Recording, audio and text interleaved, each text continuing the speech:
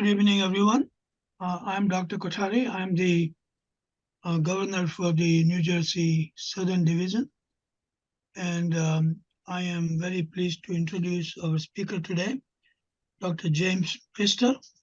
Dr. Prister completed his undergraduate education, medical school, and internal medicine residency training and chief residency at Rutgers Robert Wood Johnson Medical School. He then joined the Robert Wood Johnson Medical School's academic hospitalist program in 2014 and was subsequently appointed as a co-director of the same program.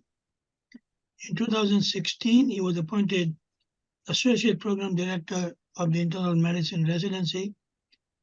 Dr. Prister was inducted by students to the Alpha Omega Alpha Medical Honor Society, a truly distinguished honor for teaching excellence in 2013, and since then has received fairly numerous teaching awards for his role in medical student and resident education. He has agreed to do the entire pulmonary section in 3 sessions, 2 hours each, beginning today. So please welcome Dr. Prister. Welcome, James. Thanks, Dr. Kothari. Thanks, Dr. Barrett. Pleasure to be speaking with you guys today. Just so I give you guys just a brief rundown of how I'm planning to do this. So a lot of this content I've adopted from MixApp just to try to get an idea of how to cover pulmonary broadly, but also thoroughly. My content is a mixture of some of the basics as well as a little bit more advanced level stuff. I did try to gear this discussion towards internists that are either going to be going for their initial certification or I guess the research, which I'm doing myself in October. So I'm really looking forward to that.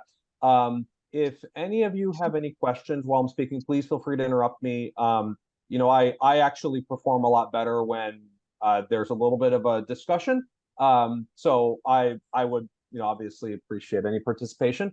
And then, of course, if you guys feel like I'm either going too low of a level or at too high of a level, please let me know because I can, I'll modify my content on the fly. But, obviously, I'm going to be doing another 2 sessions next week and the week after. So if you guys have any feedback, please let me know either now or at the end of the session because I obviously want to make it worth your while, to do this. I want to do a good job. So I don't have an audience response option to this. I don't really think it's that big of a deal because I do have a couple of questions. So I'll give you guys, when I do go through them, I'll give you guys an opportunity to just sort of digest them a little bit. And if anybody is willing to work with me through the questions, great. If not, I'll walk you through it myself. I included a couple of select clinical questions that I enjoyed for teaching purposes. So why don't we get started?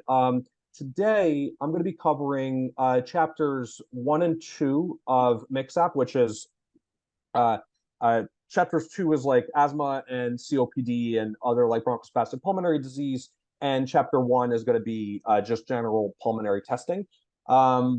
If we still have time at the end, which I'm not sure about given the amount of content, I will cover lung cancer screening and lung nodules, but we might end up having to defer that until next week. So why don't we get started? So we'll start with pulmonary testing, and I'll give you guys a second to digest this question, and then we can kind of move forward. So let's take a break for 30 seconds while you guys read through this.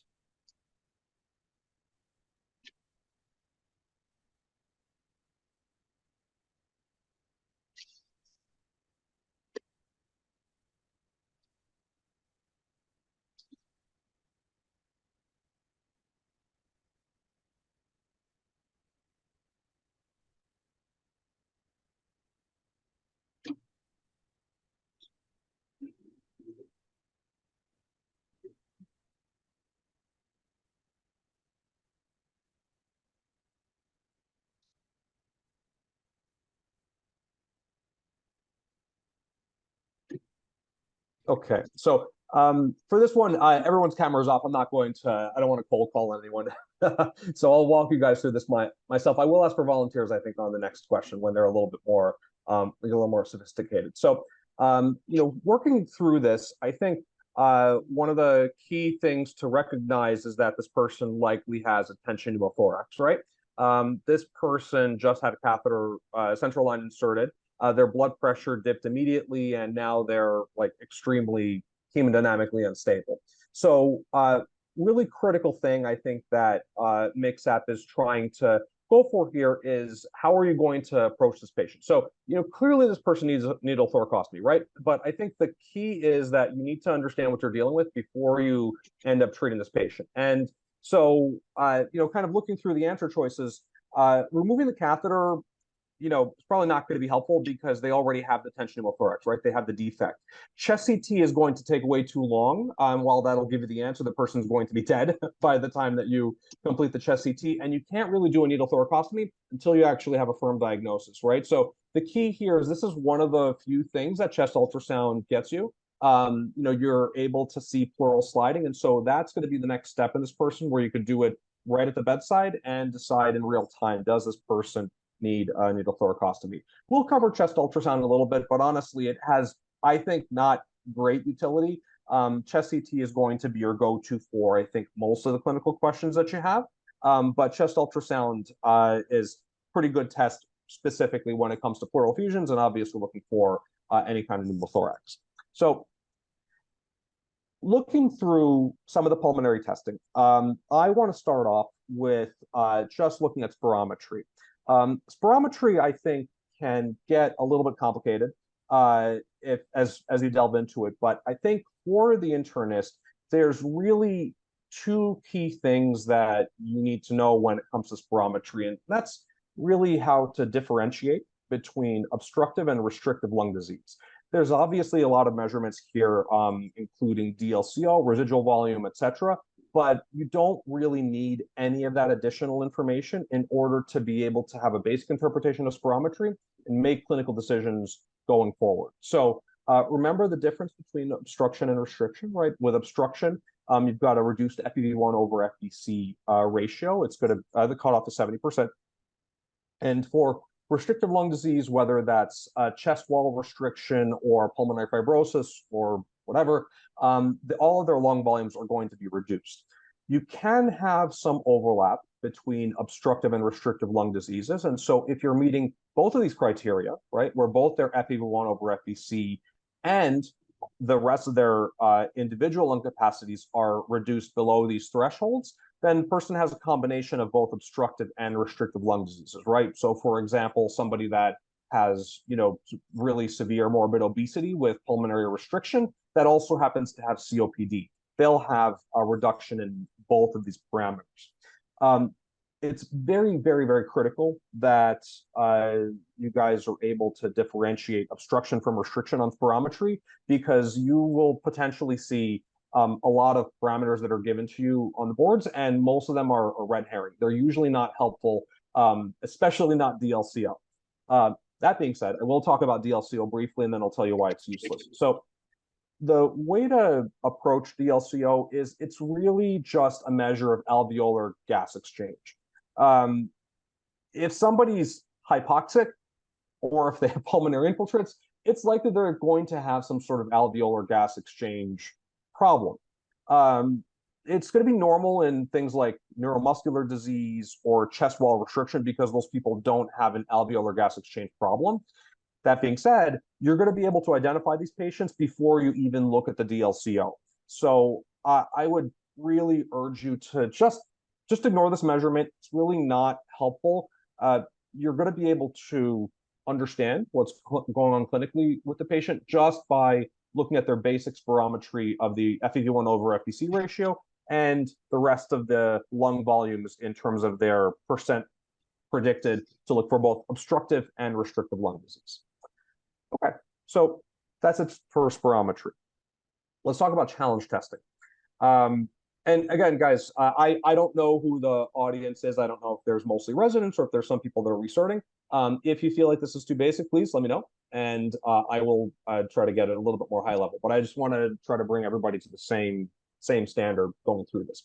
So in terms of challenge testing, the role of challenge testing is in a patient who you suspect might have some sort of issue with bronchospasm, for example, asthma.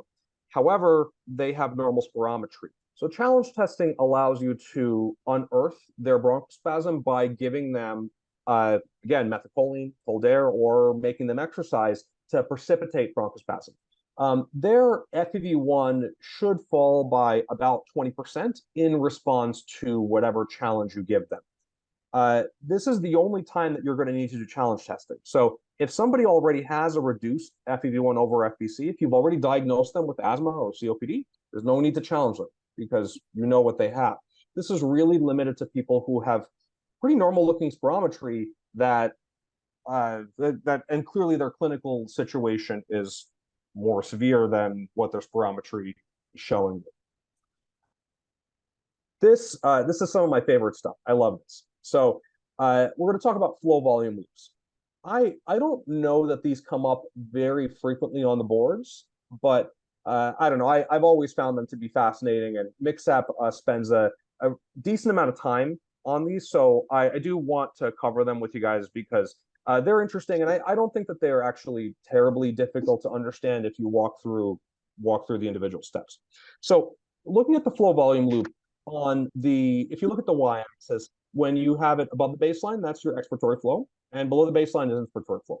So on the top left, you've got normal flow volume loop. And obviously, when you give them a bronchodilator, not really much is going to happen when they have normal disease. Now, looking at both the graphs for asthma and COPD, they look pretty similar, right? So their inspiratory flow is really not affected. It looks pretty normal. However, their expiratory flow is going to be blunted because with bronchospasm that you get with asthma and COPD, you have air trapping and you're not able to exhale the air that's trapped. So that expiratory flow loop is going to be blunted. Main difference between these is that they're really, I mean, at least in these pictures, you don't see any bronchodilator response in COPD, whereas you do see a bronchodilator response in asthma. Now, this is the way that it's taught classically. You should understand that bronchodilator response is not super diagnostic of exactly what they have. Some people with COPD can have bronchodilator responsiveness, and some people with asthma might not, depending on the severity of their disease. So that's not really a great way to differentiate COPD from asthma, but the good thing is that you're able to talk to the patient and get a history. So you're usually going to be able to figure out if they've got some sort of exposure and also figure out based on their x-ray or their CT what exactly you're dealing with, or you might be dealing with an overlap syndrome, which we'll cover a little bit later.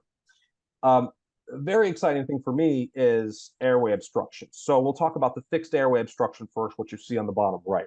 So when you've got a fixed airway obstruction, for example, you have like a laryngeal mass, you're narrowing the diameter of the trachea. And so there's going to be a maximum flow rate at which you can exhale and also a maximum flow rate at which you can inhale. So if you take a look at this, both your inspiratory flow here and your expiratory flow are capped at the same functional maximum. You can't exceed that maximum because you've got a fixed airway obstruction.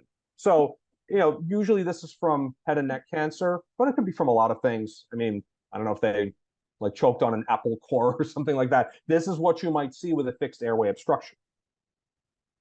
All right. Now we're going to get into the variable obstructions. I love these. So you've got two kinds of variable obstructions. You've got a variable exothoracic obstruction, VETO, and a variable intrathoracic obstruction, VITO. So when you look at extrathoracic and intrathoracic obstructions, this is really, the difference here is anatomical. An extrathoracic obstruction occurs right here, okay? It occurs in the extrathoracic trachea.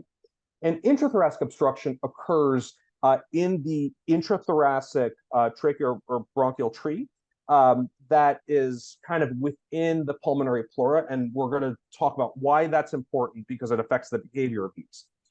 The important things to look at with a VETO and a VITO is that the problem with either one of these is the opposite of what the name is. So with the variable extrathoracic obstruction, the problem is with inspiration. And with an intrathoracic, it's expiration. So if you don't remember the mechanism, of which I'm going to go over with you, just remember that they're opposites, right? Extrathoracic is an inspiratory deficit. intrathoracic is an expiratory deficit. Okay, so let's talk about exactly what's happening when you are looking at these. So with a, again, to review, with a variable extrathoracic obstruction, the tracheal collapse occurs during inspiration. So think about what's going to happen when you take a breath in, right? First thing that's going to happen when you inspire is that you are going to flex your diaphragm and it's going to go down. When you flex your diaphragm, that increases the volume of your chest wall, right? So your thoracic volume goes up. When your thoracic volume goes up, the pressure inside of your thorax goes down, right? So your intrapleural pressure decreases. And naturally, that intrapleural pressure is going to transmit into the lung, into the bronchi, and into the extrathoracic trachea right here where the problem happens. Your tracheoluminal pressure then follows your intrapleural pressure. So the point is, when you're breathing in, the net effect is that the pressure within your extrathoracic trachea drops.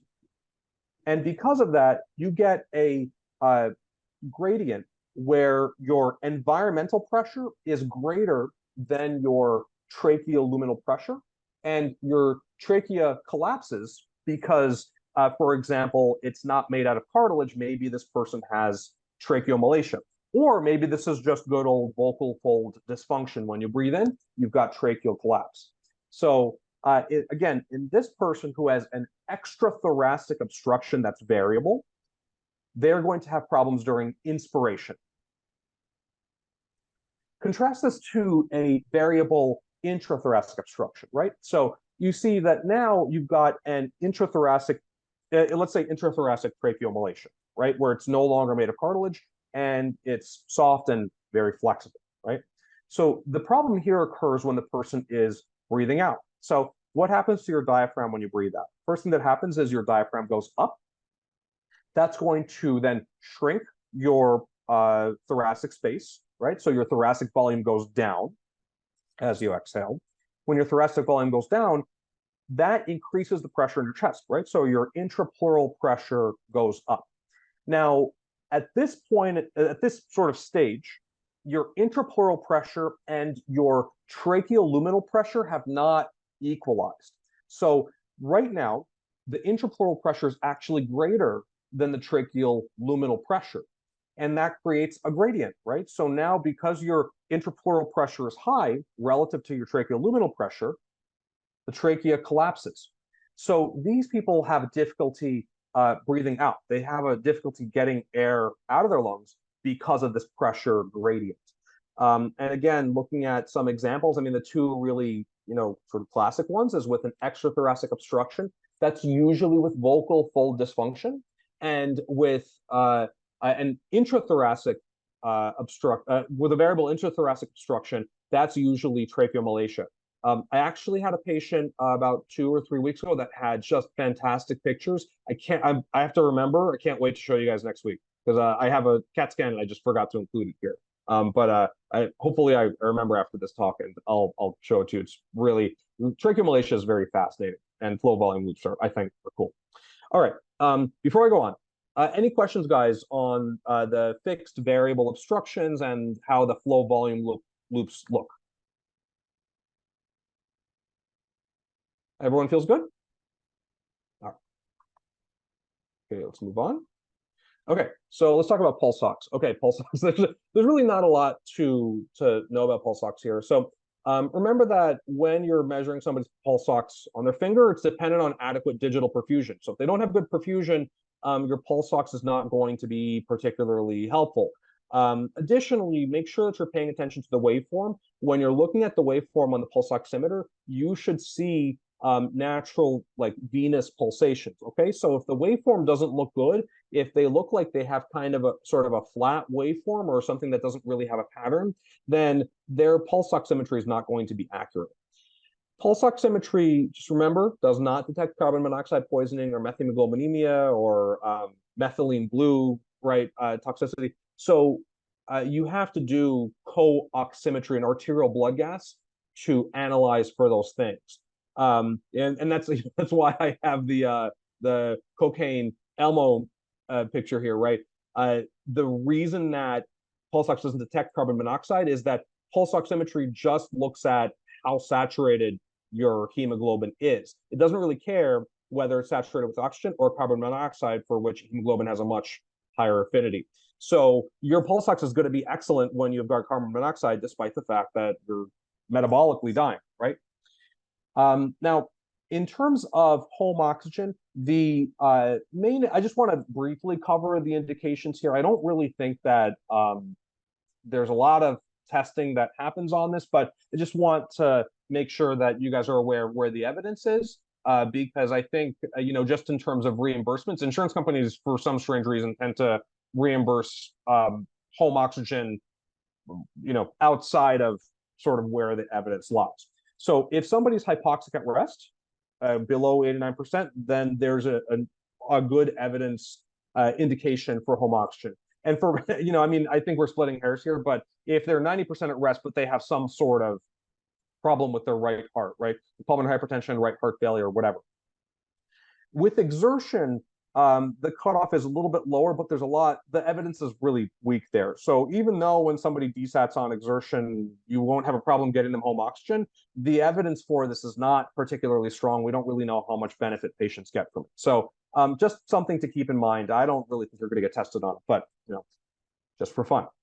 6-minute walk test. Not really a whole lot to say here, other than that the 6-minute walk test, when it comes to testing, is almost always a red herring, because it's just not useful. It's really just a measure of exercise capacity, which, to be frank, if you've got a person with interstitial lung disease or COPD, they're going to be able to tell you, hey, I can't really do as much as I used to. So, 6-minute walk test is not something that, it's functional testing. It's not something that is going to be helpful to you in diagnosing a patient. And at the end of the day, once you talk to them, you're going to be sort of moving beyond this. You'll see some 6-minute walk test results on some of the questions on, I guess, MixApp or UWorld, but they're not, it's usually not helpful. It's usually just adjunctive information. Fractional excretion of nitric oxide. Oh God. So for whatever reason, this appeared on MixApp 19 last year. And I have no idea why it's on there. I decided to cover it because it is on there, but I feel like this is just one of these useless tests.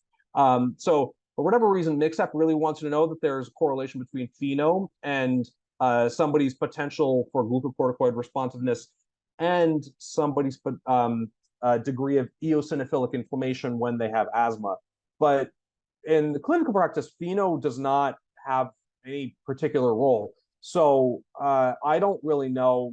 I don't know that there are going to be any questions that would appear on this, because in general, I would imagine the boards are going to test something that's like clinically relevant, and nobody uses FeNO. So I mean, it's helpful to know that it's got some correlation with eosinophilic inflammation, but from a clinical setting, measuring FeNO is honestly, I don't know why you would ever do it. Instead of measuring somebody's FeNO to see if they're going to respond to glucocorticoids, you could just try them on glucocorticoids. So I would suggest you do that as opposed to measuring their FeNO, unless there's a question that specifically asks you what can FeNO, what does it tell you? It's never going to be the answer. That's that. All right. Let's talk about imaging. So chest x-ray, whatever. I don't really have a whole lot to say about chest x-ray. It's not really a high quality image. Obviously, tomography is, much better. You're not really going to be able to identify a whole lot on x-ray. Main thing to note on x-ray is that somebody with very mild interstitial lung disease, it's possible that they're going to have a normal x-ray if they have very, very early ILD.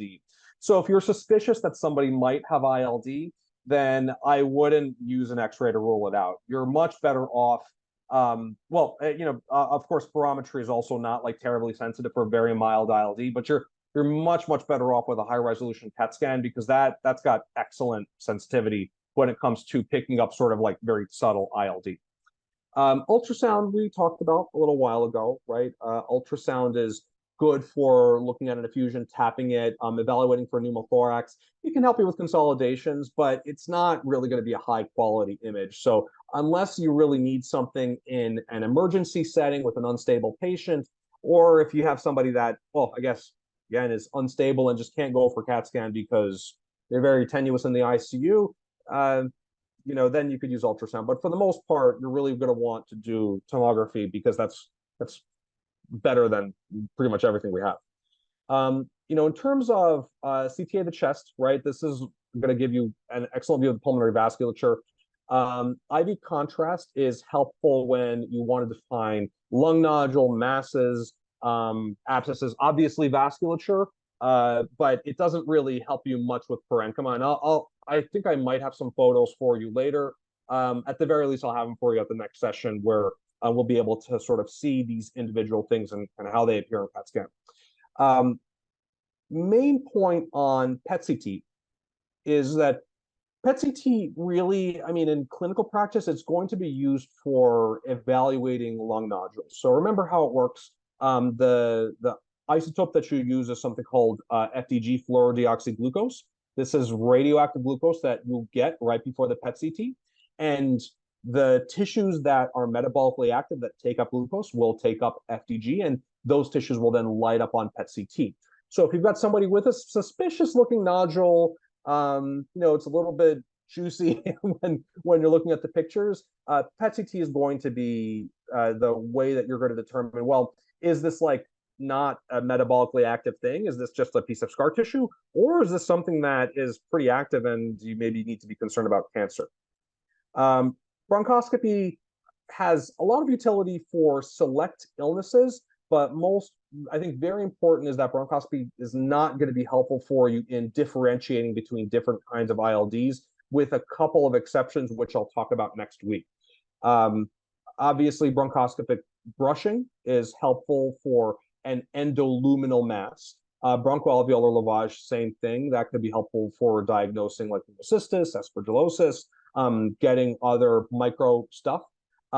You can use it for biopsy, and endobronchial ultrasound and navigational bronch are sort of techniques to get more peripheral types of biopsies, which we'll discuss now.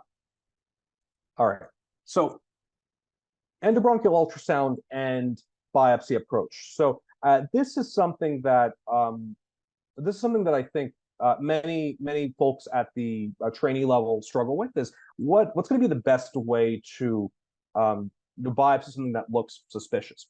So it really just depends on whether this is a central or a peripheral lesion, right? So here, let's say that you want to biopsy this hilar adenopathy, right? This like beautiful looking heart thing over here right next to the bronchi.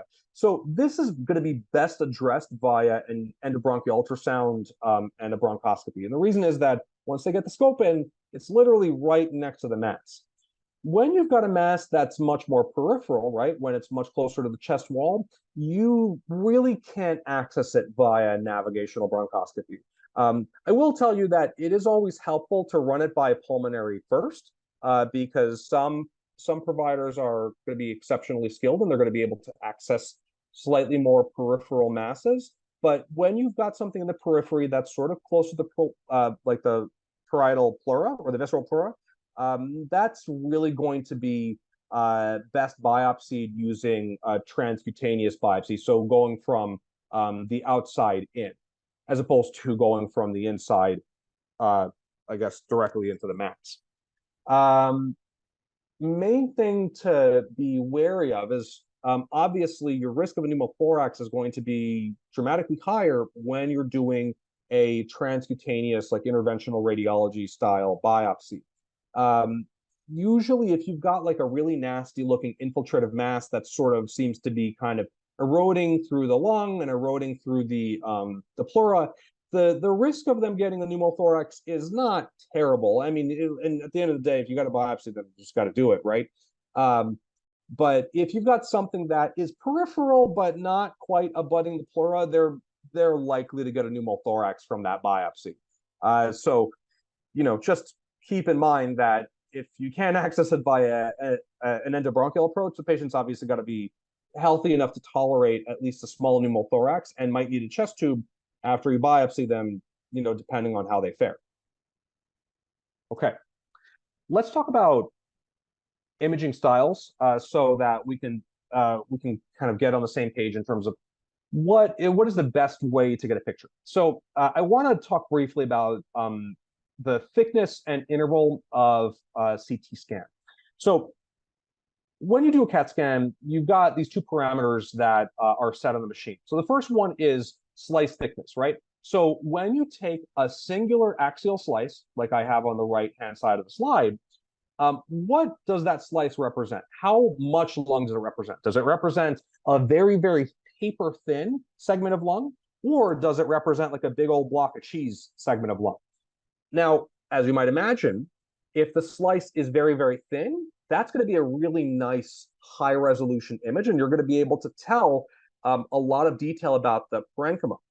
However, if you've got a very thick cheese block slice of CAT scan, the problem there is that because that slice doesn't represent just a very small portion of the lung, because it's there representing a very thick portion of lung, the parenchyma is actually going to appear blurry, and you're going to have a hard time like identifying what you're looking at.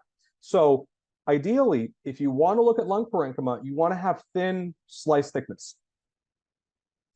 The other really important thing is slice interval, right? So slice interval is how far apart are the slices spaced. Now, there's sort of two things that you might want to do when you're doing CAT scan. You are either going to want to have a really good look at their pulmonary parenchyma, or you're going to want to like look at their anatomy grossly and see if they've got any masses or pulmonary nodules.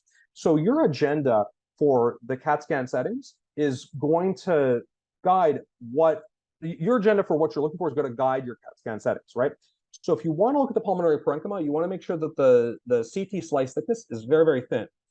However, if you want to look for masses or nodules or whatever, you want to make sure that you've got a very, very small slice interval. If anything, you want your slice interval to be 0 because you don't want to miss something. So you might be asking yourself, well, how could I miss something on CAT scan? That's why I have this like sort of diagram here. So let's say if you look at where my mouse is, right? Let's say that you've got a small nodule that is right where the mouse is. Well, the problem here is that the nodule is in the middle of two slices. It's in that slice interval section. And because of that, it might not actually appear on the CAT scan because as you go from slice to slice, you actually go through the nodule. You never actually end up capturing it on the CT. So again, what you're looking for should guide your CAT scan settings. Any questions so far? We're good. Going okay? Yes? Okay. Fabulous. All right. So we've got a couple of ways of doing these imaging things. So first, I think we can compare contrast routine CT chest versus high-res CT of the chest. So with a routine CT chest, you're going to get 2mm slices, which are thick-ish. So that's not going to give you really good look at the parenchyma.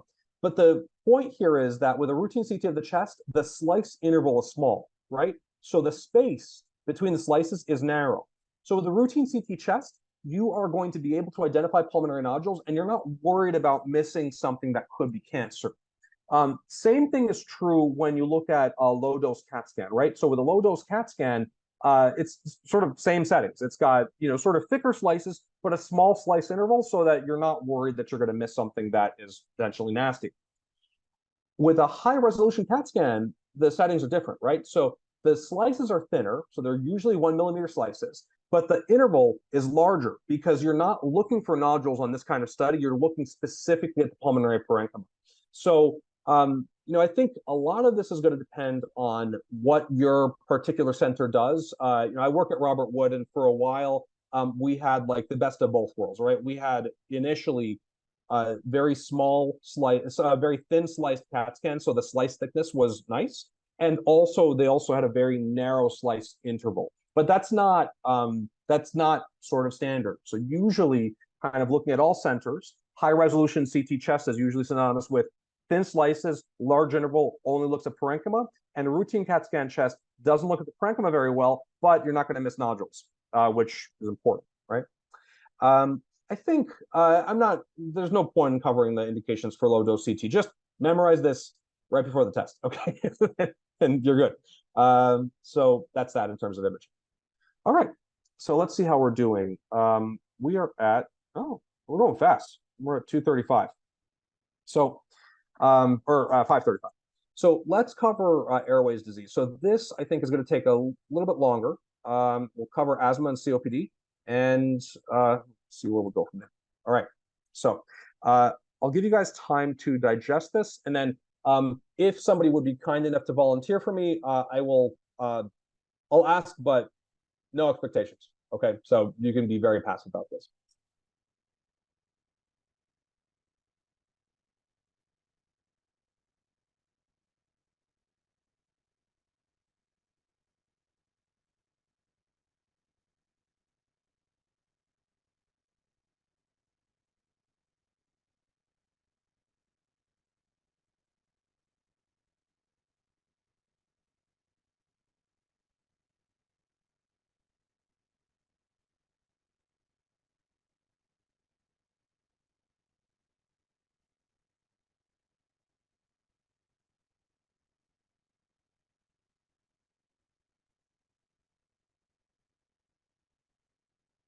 All right, Dr. Perry, do you mind walking me through your thought process on this one? I appreciate your braveness. Sure. So over here, the question stem, it says that the laboratory studies have normal total IgE and complete blood count. So that kind of directs us towards thinking it's aspergillus, but in aspergillus, it doesn't really matter whether total IgE is normal or not. We do have to look through blood eosinophil count first, and basically it's there it kind of tricks us, and first we have to go through the blood eosinophil count to see where we stand.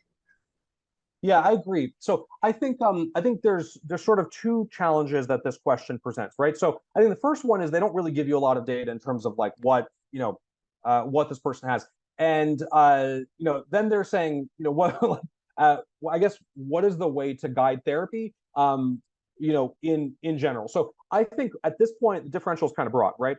They could have aspergillus, they could have asthma, or they could have something a little bit more exotic, right? So I think let's get rid of the stupid stuff first, right? So not alpha-1 antitrypsin, right? With AAT, this is something that you're going to probably be thinking about for a person with COPD, and this patient clearly does not have COPD. Especially with a normal chest radiograph, right? So it's unlikely that they have that. There's no point in testing alpha-1 antitrypsin in them. Second issue, measurement of common allergen-specific IgE levels. I guess, but so they could have allergic asthma, but that's not really going to help you with the management of this patient because you're not really going to. It's going to be difficult to manage their allergies without actually putting them on like sort of asthma or bronchospasm specific therapy. So at this point, you're like, should I check the eosinophil count or do I look at the aspergillus level? So I think 2 points. Number one, getting a blood eosinophil count will, I think looking at this, I think this person has asthma, and I'll get to that in a second. So I think the first point is getting the blood eosinophil count is going to be helpful for you in kind of increasing your suspicion that they have asthma when they clearly look like they have it, and B, it's going to help you with therapy. And we'll get to why the blood eosinophil count is relevant when you think about giving these people therapy. The other issue that I have with testing them for aspergillosis is that they don't have pulmonary infiltrates. Not everybody with pulmonary aspergillosis is going to, or ABPA is going to have pulmonary infiltrates, but that's really, I think, a common hallmark of this disease. So unless this person has like very early ABPA, this is more likely, I think, to be sort of run-of-the-mill asthma. So, but I think for both reasons, you probably want to go with blood eosinophil count first. All right, hang on, lots of questions. Okay, so Dr. He, so to answer your question, what happens if the eosinophil count is normal? I think that so it's going to be tough. You know, I think making sure that you're not missing a diagnosis is important, right? But I think once everything is clean and assuming that you've ruled out like all the dangerous stuff, probably would want to get them started on some asthma controller therapy. We'll talk about that in a minute. Dr. B, we're getting routine CBC with a differential be a reasonable substitute for an absolute EO count. Yeah, I guess so. I think that'll be fine. Because you actually get an absolute EO count as part of a CBC with diff. I think, you know, when it comes to board testing, they'll usually specify that they want you to get the blood eosinophil count. But yes, absolutely, there's no an absolute eosinophil count is part of routine CBC diff, so shouldn't be an issue. Hopefully, that was a good explanation for you guys. Okay. So let's talk about asthma. This is honestly my least favorite part of pulmonary. I think asthma is so boring, but we're gonna run on through it. Okay. So just in terms of basic pathophys, remember this is an illness that's characterized by mast cell degranulation and inflammation that could be from like a million things: viral, bacterial, chemical exposures, and it's biphasic. So when somebody comes in with an asthma exacerbation, one of the reasons that we treat them with steroids is because even getting them under control in the first hour or two during their exacerbation, they can worsen again at the 8-hour mark. So that's why you use steroids for them, usually for a couple of days. Interestingly, people that have really severe asthma actually can get pulmonary remodeling. So unlike the question that we looked at before, there are some patients who have really, really severe asthma that can develop fibrosis over time. That's not common, and I don't think that that's something that is going to necessarily appear on boards. I only mention it because I've seen a couple of patients, as an internist, I've seen a couple of patients that have suspected asthma, like that's just really, really terrible. We'll talk about some treatments for the really advanced asthma cases, but for the most part, we don't, as internists, we don't really encounter this. Remember the asthma variants, all right? So there's exercise-induced asthma, self-explanatory. There's cough variant asthma, where they don't often have wheezing, they just have cough. I feel like I've suffered from this, although maybe I'm just fat and out of shape, I don't know. Occupational asthma is very important to keep in mind. There's so many questions on MixApp that are occupational related. What's interesting here is that the way you diagnose occupational asthma is really going to be historical, right? They go to work, they get sick, they come home, and after a few days of being at home, like over the weekend, they start to feel better. Clinically, this has the same history as HSP, hypersensitivity pneumonitis.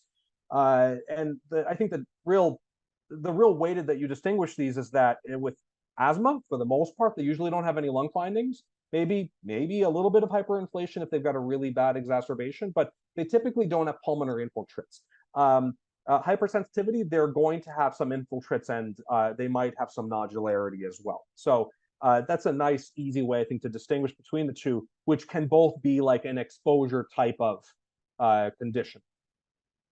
Now, looking at sputum eosinophils and IG and like elevated IgE, these are sort of suggestive, but you don't need them to diagnose the patient. And I think I forget who it was. I think that was Tom that kind of mentioned that earlier. You can have asthma with a normal eosinophil count and normal IgE. I mean, ideally, you want one of those to be elevated, but they're not universally present in all asthmatics. We talked about that test a while ago, FeNO, fractional excretion of nitric oxide, which I don't know. I feel it's been in MixApp for years, and they just need to take it out because it's not helpful at all. Let's briefly discuss the differential diagnosis of asthma. So first point is when people come in with asthma, vocal fold dysfunction is really high up there. And we sort of talked about that variable extrathoracic obstruction, and vocal cord, vocal fold dysfunction is like the prototype of the VETO. And I think the buzzword here that you'll see on the exam is that these patients have difficulty during inspiration. And sometimes they, they can get some stridor if it's like extraordinarily severe. This is really helpful to identify because you treat vocal fold dysfunction with, not the usual asthma therapy. You give them like biofeedback and I don't know, addressing whatever underlying anxiety they have. You're not really going to put them on, inhaled corticosteroids or bronchodilators or anything like that. Other part of this differential, so we briefly talked about aspergillus. The way that I like to think about ABPA is it's an infectious interstitial lung disease, right? So when you think of interstitial lung disease, you think, oh, this person has pulmonary infiltrates, which is a hallmark of ABPA. And the reason I say it's infectious is that even though it says allergic bronchopulmonary aspergillosis, it's not really so much an allergy as a true infection. You actually treat ABPA with antifungals. I can't remember off the top of my head what you use, itraconazole, I think. I mean, I haven't had a case of this in years. But think of it as more of an infectious ILD type of thing, and it'll kind of help you to, for me anyway, it helps me to kind of put it into its own category. Cystic fibrosis, hopefully a person's already been diagnosed with CF before they make their way to you, but, maybe not. We'll talk about CF a little bit later today. And then, of course, Church-Strauss, which is eosinophilic granulomatosis with, it's EGPA, right? So eosinophilic granulomatosis with polyangiitis. So they have a lot of the similar presentations as asthma, right? They've got eosinophilia, but the big piece that differentiates Church-Strauss from asthma, like with a lot of these other things, is that Church-Strauss is going to have pulmonary infiltrates. So that really makes the distinction between these, I think, pretty simple. Okay. Again, guys, reminder, if you have questions, please stop me because I'm going a little bit fast and now I'm terrified that I'm going to finish too soon. I'm going to have to figure out other stuff to talk to you about, but I don't know. We'll do it live if we have to. All right, let's talk about aspirin-sensitive asthma. So the triad here, I would just suggest memorizing this right before the board exam, right? So the triad here is going to be, these people obviously are aspirin-sensitive. They've got persistent asthma. The treatment for them is going to be to remove the aspirin or remove the NSAID because it can be precipitated by other NSAIDs, and the fact that they've got nasal polyps. I remember reading questions where they talk about somebody that has got nasal polyposis and asthma and all this stuff, and then they suggest, removing the nasal turbinate surgically. Like, that's not the answer. Just get rid of their NSAID, and this thing resolves on its own. So the acronym AERD here stands for aspirin exacerbated respiratory disease, or something along those lines. Main thing to keep in mind here as well is that you can desensitize these patients to aspirin. So if you've got somebody with AERD that is also a cardiac patient, you think they're going to benefit from aspirin, there's a way to desensitize them to it. There are protocols, but ideally, if they don't need aspirin, if they don't need whatever NSAID they're on, it should just be discontinued. And that should help to reverse the eosinophilic inflammation that they have. Okay. Reactive airway disease. This is my favorite.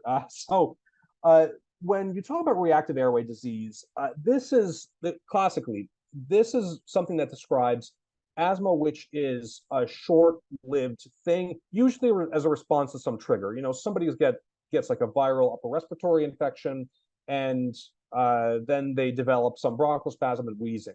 So with reactive airway disease, that's something that is not asthma formally, and it usually goes away on its own after a couple of months.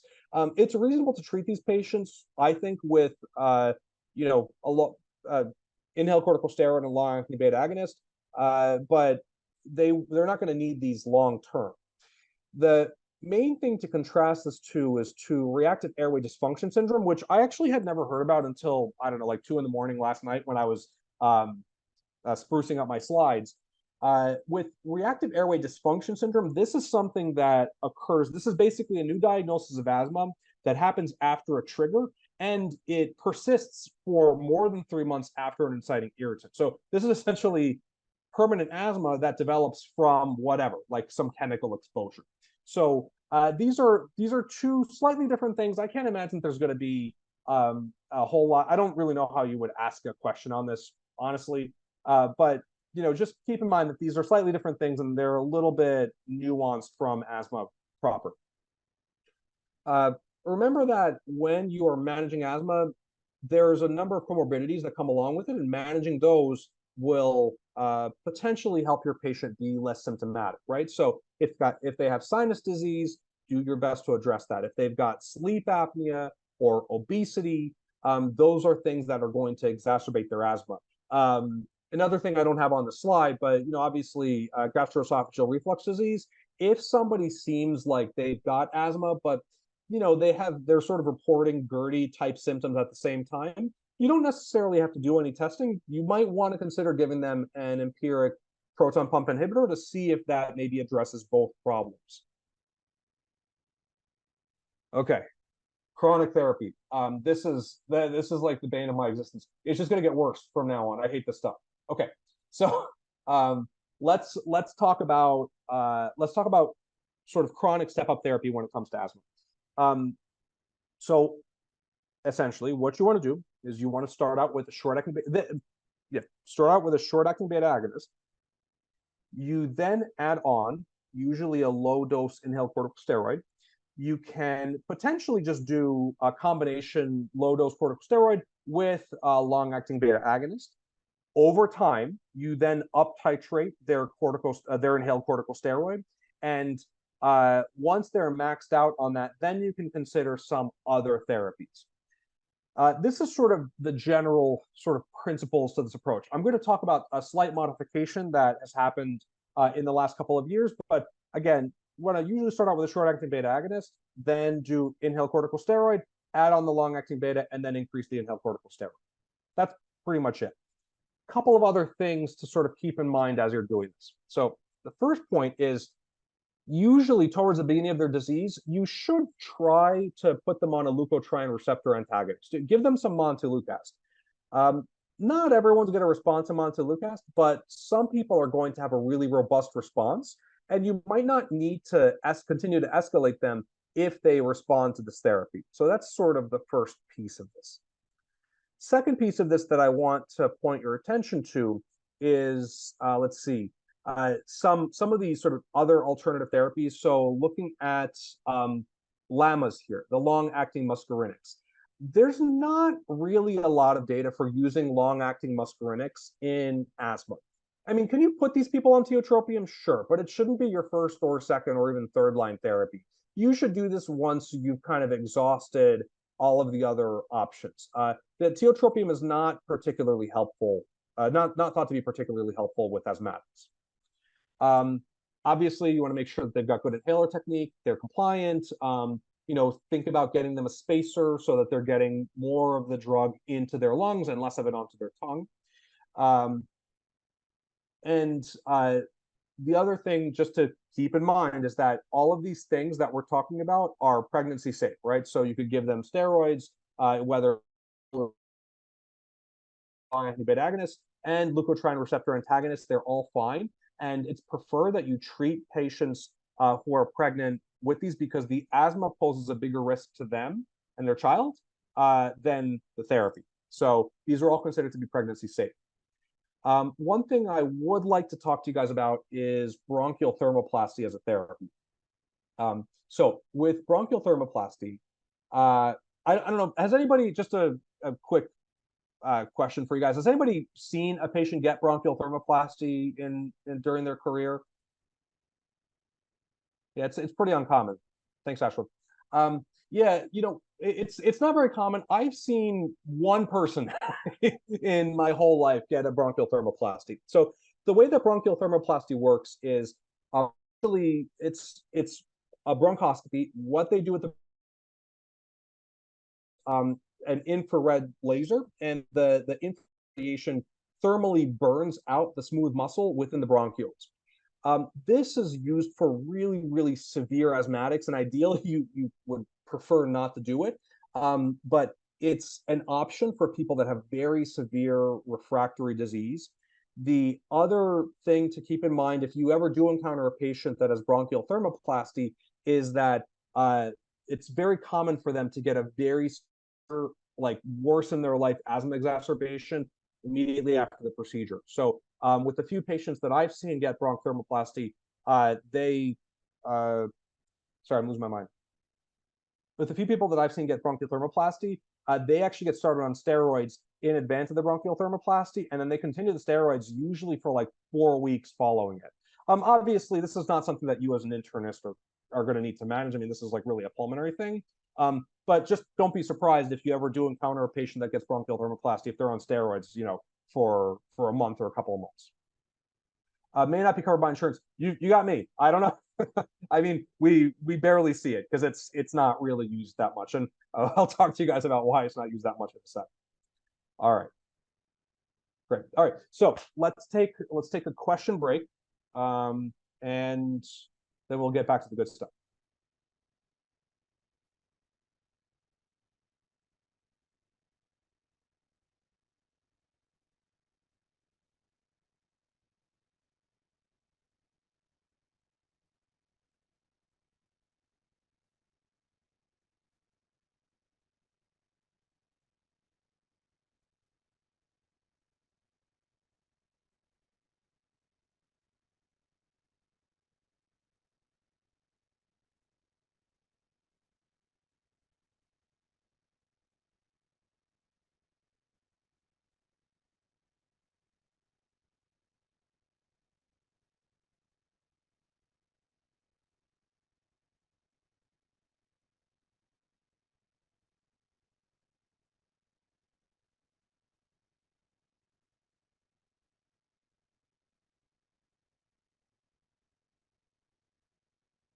All right, you guys are awesome. All right, so before I continue, let me answer Dr. Hui's answer.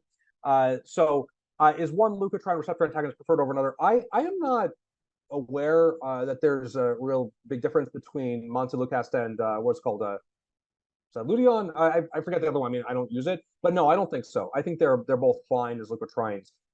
So I don't really think that there's a big issue here. You guys are really on the ball. I might have to make this a little bit more difficult. So the reason that I wanted to cover this is that this is a very unusual answer. I mean, it feels weird for me, right? So here you've got a person who looks like she's got exercise-induced asthma. She's got a baseline spirometry, which is fine, but she does get symptomatic when she gets exercise, and you can see that she actually had challenge testing done, right? So they're asking you, what are you going to do for her? And I think for me, I mean, the way that I was trained is put this person on a short-acting beta agonist and have them take a couple of puffs of their albuterol inhaler right before the exercise. But that is not the only thing that you can do. And so one of the recommendations actually is what you guys were mentioning. So let's talk about some of the other answers first before we kind of get into why you can and should see other options that you're given. So first of all, salmeterol daily. You never want to use long-acting beta agonists as monotherapy for an asthmatic. They're actually black boxed for asthma patients because they come with an increased risk of sudden death. So even though you can use long-acting beta agonists as monotherapy for COPD patients, you can't do it for asthma. That's why A is out, right? B, when you look at budesonide, I mean, it's not unreasonable to put them on inhaled budesonide, but this woman does not have persistent symptoms, right? She has asthma that occurs from a trigger, specifically exercise. So it doesn't make sense to put her on, I mean, I don't know, unless she's exercising every day, right? It doesn't make sense to put her on budesonide when really what she needs is controller therapy specifically for the trigger. And we mentioned that muscarinics are not particularly well studied when it comes to asthma management, and so that's why you wouldn't really use ipratropium. Now, again, budesonide for formoterol, I have when I was trained, we never use this on an as-needed basis. We did this standing, but apparently society recommendations are kind of coming around, where now that's actually an alternative. So if you look at these are the GINA guidelines. I don't know where they're from, but if you look, there are 2 tracks, right? And so track 2 is kind of how I was trained, right? So track 2, when they have very infrequent symptoms, you just you just do a short-acting beta agonist whenever you want, and then you could do an inhaled corticosteroids like on an as-needed basis. But I don't know, we've never historically, I'd never done an inhaled corticosteroid like PRN. It was always standing. Apparently now with Pulmonary Society guidelines, you should use them on a PRN basis. And track 1 essentially says just put them on Advair, right? I don't mean to use brand name. What the hell is Advair? Something from Motorola, right? It's an inhaled corticosteroid and a long-acting beta agonist. So you just put them on inhaled corticosteroid, long-acting beta agonist, and they just use it whenever they get their symptoms. So you don't necessarily have to tell people to do the standing. They could just do it on a PRN basis. So that's new. That started appearing in the guidelines, I think, the last couple of years, which I sort of wasn't expecting. That's why I put that question up there, because I don't know. I thought it was a little bit tricky and unusual. Other thing I wanted to point your attention to is, again, the muscarinics, right? Look at how late in the game you're adding on the tiotropium. Like, it's at step 5. That's because there's not really a lot of data for use of muscarinics in the asthmatic population. All right, so, okay, we're at 3 o'clock, or sorry, we're at 6 o'clock. So we have 1 hour left, and I'm definitely going to run out of, I'm definitely going to finish early, actually.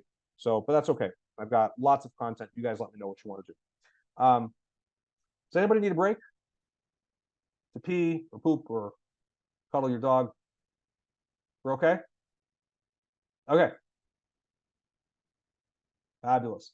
So let's talk briefly about anti-leukotrienes. We actually we mentioned these this class of drugs earlier. I mean, I use montelukast as the prototype. Because some people respond really well, you want to trial these drugs as part of their initial therapy.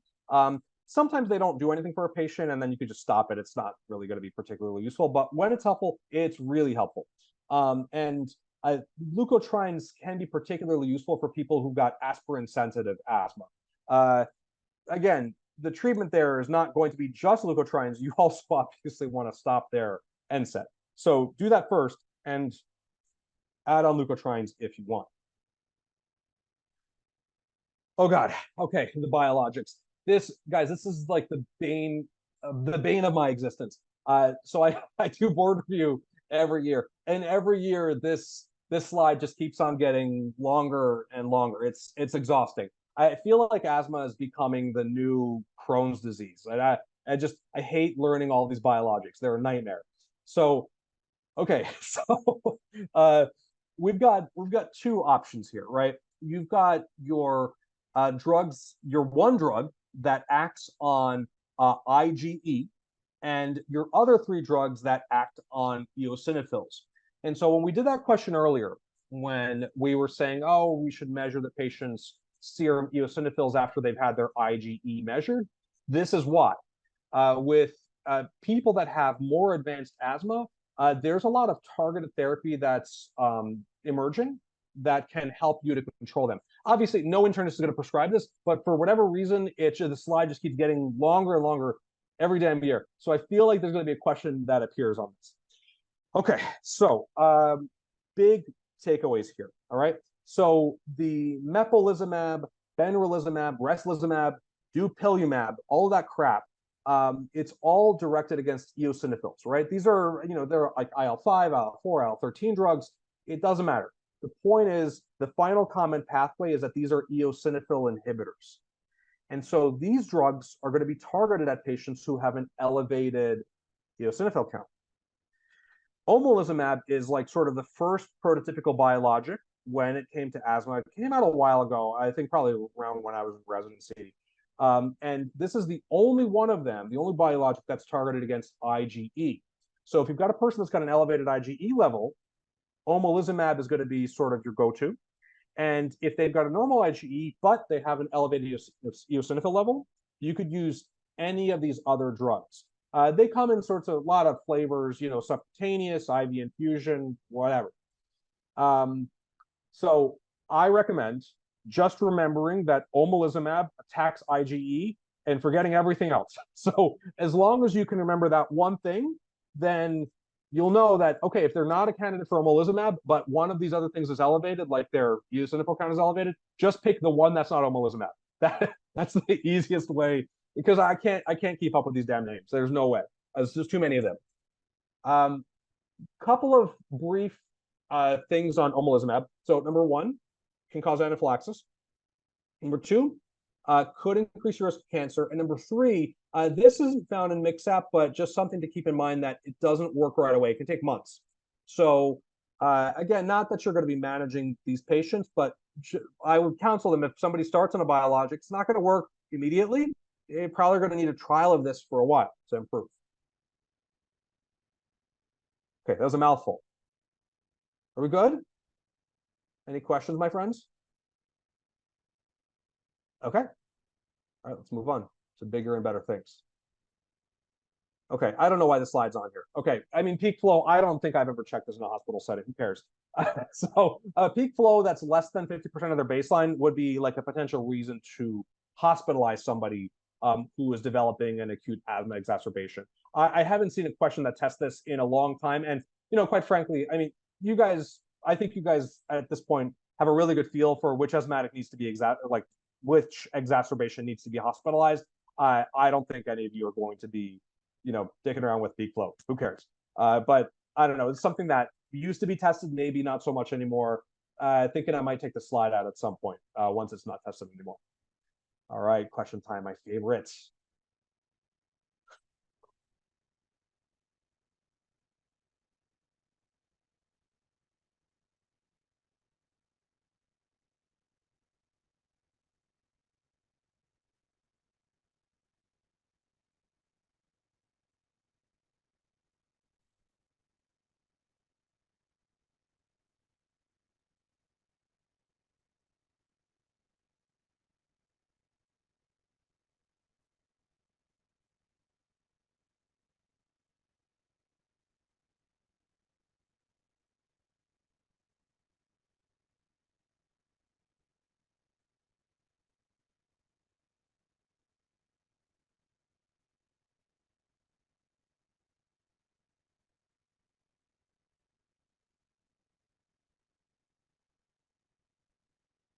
All right, so before I move on, let me answer some questions. So Dr. Hui mentioned, should a patient with a high IgE level get allergy skin testing?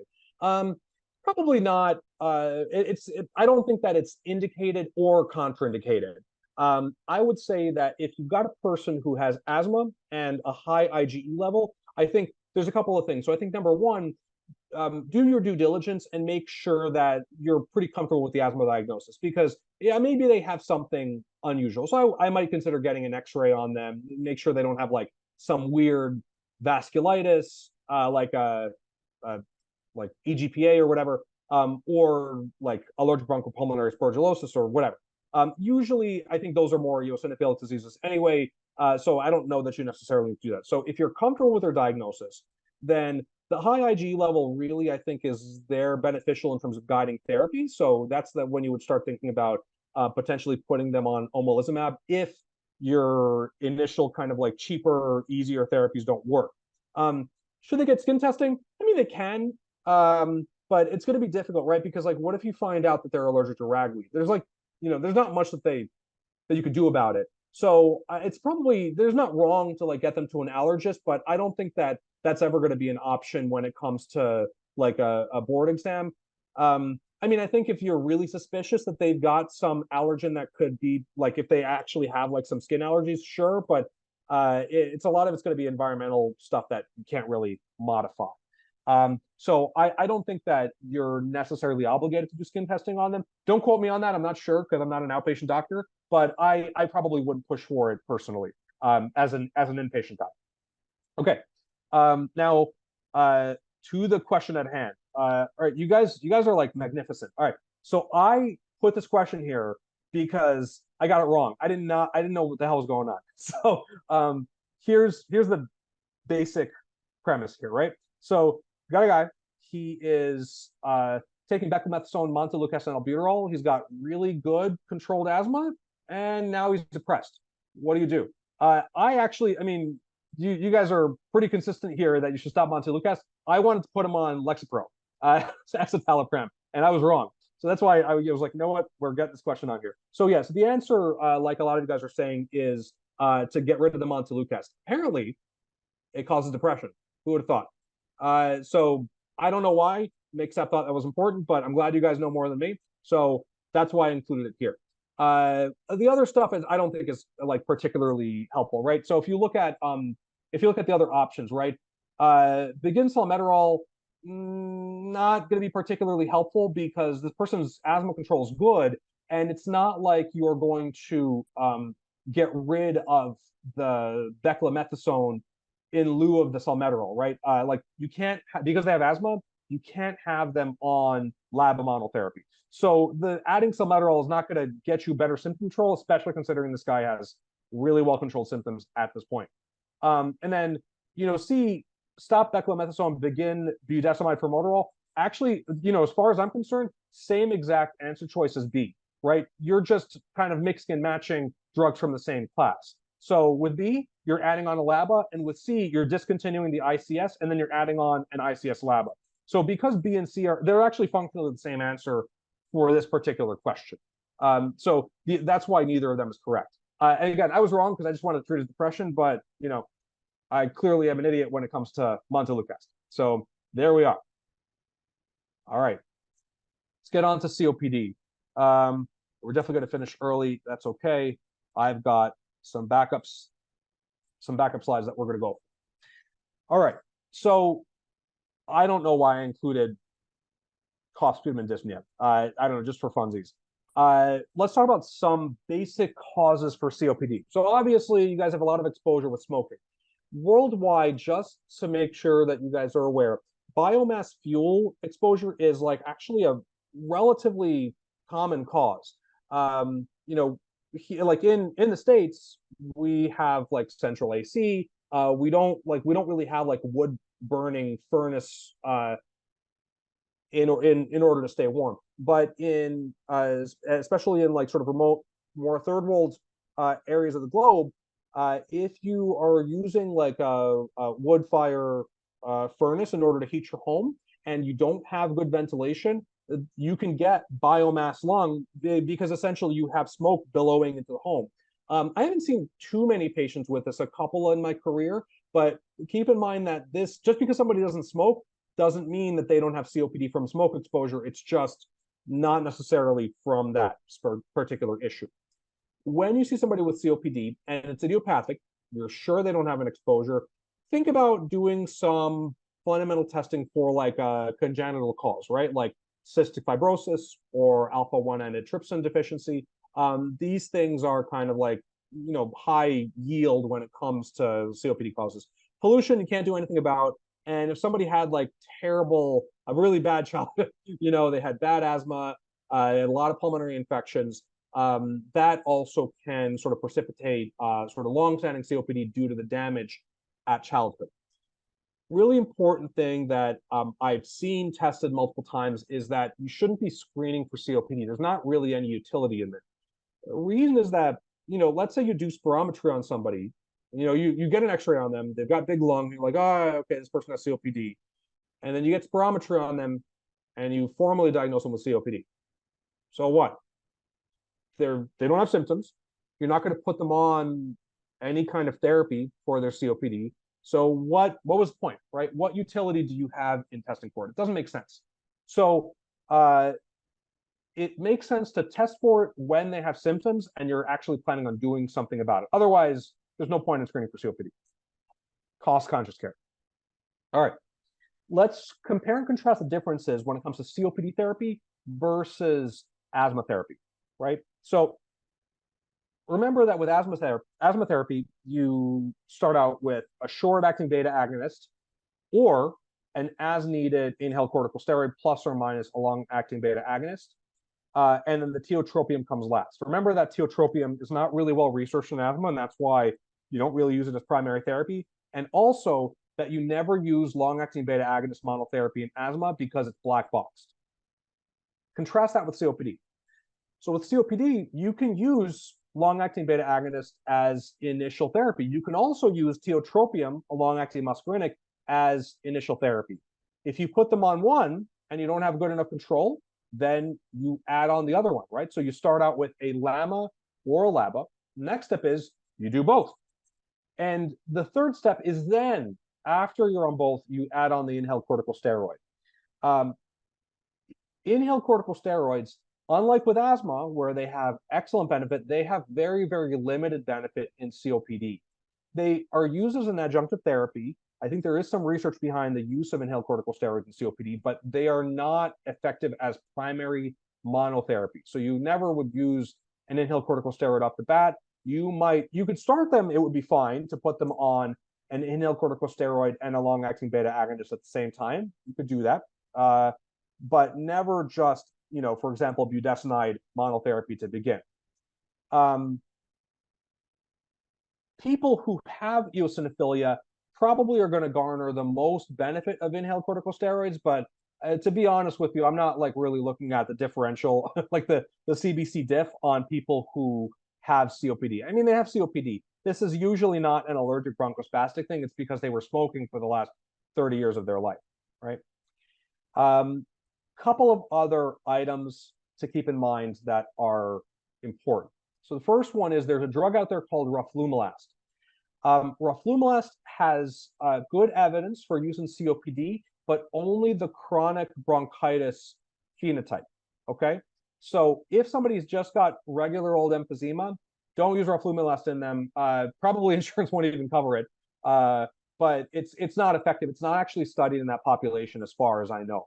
It is studied in the patients who have chronic bronchitis. Remember the like the characteristic, like, chronic cough, usually like copious sputum production. That's more the phenotype that you're going to want to use roflumilast for. It's not going to be primary therapy. It's going to be once you get them on like sort of the basics, the LAMA and LABA, but you can add it on and it can give you better symptom control for them. Other things for COPD, N-acetylcysteine and azithromycin are not great. Azithromycin is a little controversial. N-acetylcysteine is like not used. It's like super controversial. I probably should just take it out of the slide. So you can use chronic azithromycin, but honestly, once you've got them on all of the big stuff, and I'll cover that with you guys in a couple of minutes. All right, what else do we have on the slide? So we talked about LABA monotherapy for COPD and not in asthma. And the other thing just to mention is that anybody with a COPD exacerbation, after they're exacerbated, they should go and get pulmonary rehab. Little bit different physical rehab. Pulmonary rehab is more of like a graded exercise program that has to do with improving somebody's endurance. I would, as a hospitalist, as somebody that's never seen or done pulmonary, I would imagine that pulmonary rehab is probably similar to cardiac rehab. They're both probably endurance programs, but somebody should at least have a good one-go pulmonary rehab. If they have, poor quality of life with their COPD, and especially after they get hospitalized with an exacerbation, that's you don't have to set it up as a primary. Usually pulmonologists set people up for this, but it's something to keep in mind. It can actually improve people's symptoms, endurance, and their quality of life. So Dr. Khan has asked, how long is chronic azithro used for? Yeah, I think it's a good question, probably indefinitely. I think the problem is, right, when you get somebody on chronic azithromycin because they've got such refractory symptoms, they've got like terminal end-stage COPD. So chronic azithromycin is sort of like a end-stage therapy for them. But I don't know. I think the evidence for it is not fabulous. So, like, yes, you can use azithromycin, but at the point where you're starting to consider the usage of azithromycin, I think azithro is not the most important thing. Advanced COPD therapies are more important. So we're going to talk about those in a second. So, sorry, the short answer to your question is probably once you get started on azithro, you're probably going to be on it forever. like as long as they have uncontrolled symptoms. And since the azithro is not going to like make them, you know, a rock solid pulmonary case, then they're probably just going to be on azithro for the rest of their life, right? Okay. Theophylline. So I like to think of myself as pretty young. I am 39, and so I am at this tender age where I've never used theophylline on any of my patients. I do remember that theophylline was, I think, slightly more used when I was in training, probably between 2010 and 2013. It was a little bit more mainstream. It's fallen out of favor in a big way with the advent and research into inhaled corticosteroids, long-acting betas, long-acting muscarinics, and with asthma, that biologic nightmare that we talked about earlier. So because of that, we're not really using theophylline or aminophylline because these are toxic drugs. I've never seen somebody with theophylline toxicity, but it's like a thing. So you can use theophylline for either COPD or asthma once you've like run out of options. But again, it's sort of like the same concept as the azithromycin. If you feel like you need to use theophylline, they're probably pretty terminal. And so you got to start thinking about more end stage adjunctive therapy. So let's talk about the end stage adjunctive therapy. So you've got a couple of options in terms of an end stage adjunct for somebody that has really terrible COPD and they are just not really doing well on medication and inhalers alone. First thing you can do is home BiPAP. This is, this reduces the work of their diaphragm. It can help with their air hunger. I don't really know if home BiPAP really improves mortality, but I think, it does help with quality of life for sure. It can help people with their endurance. Definitely if somebody's getting like issues with pulmonary hypertension as a result of their COPD, reducing some of the work of breathing for them and reducing some of their hypoxia is potentially going to help them. So home BiPAP is something that pulmonology typically considers when it comes to terminal patients. Lung volume reduction surgery is another thing that I think used to be covered in MixApp a lot. I don't really know how detailed MixApp goes into this, and this is one of these things that I felt like MixApp dropped and they shouldn't have, because lung volume reduction is still like kind of something that you should consider when you've got a terminal patient. So what's the point of lung volume reduction? So if you think about somebody with COPD that has heterogeneous emphysema, think about what their lungs look like. So some of the segments of their lung are bullous and just trash, right? That like those segments of the lung, they don't work. They're usually not perfused or ventilated. It's basically just dead space. And other segments of their lung obviously are not healthy either, because a person has COPD and lots of smoking exposure, but they actually do something, right? So you've got a mix of crappy lung and good lung. So what does lung volume reduction do? Lung volume reduction essentially is going in there through a VATS and surgically resecting that crap lung out of their body. Once you resect that crap lung, what you're going to do is you're going to put extra force on the residual lung to expand to fill the space in the chest cavity, right? Because normally your intrapleural pressure is negative. That's what keeps your lung kind of expanded to the periphery of your chest wall. So when you surgically remove part of the lung that is dead space anyway, you put additional tension on the remainder of the lung and you force it to expand more. So lung volume reduction surgery essentially gives a patient the functional equivalent of PEEP, of positive end expiratory pressure, right? So they both achieve the same goals. So PEEP expands their lung and it causes alveolar recruitment, whereas lung volume reduction surgery expands their lung and causes alveolar recruitment just through a different mechanism. You're talking about increasing the pressure when you look at PEEP versus you increase the negative intrapleural pressure, you increase the pull on their lung to recruit more alveoli.